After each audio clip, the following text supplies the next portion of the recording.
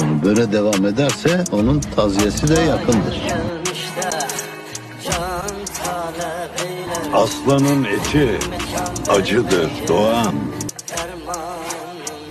Hak babalar bile yiyemez. Yan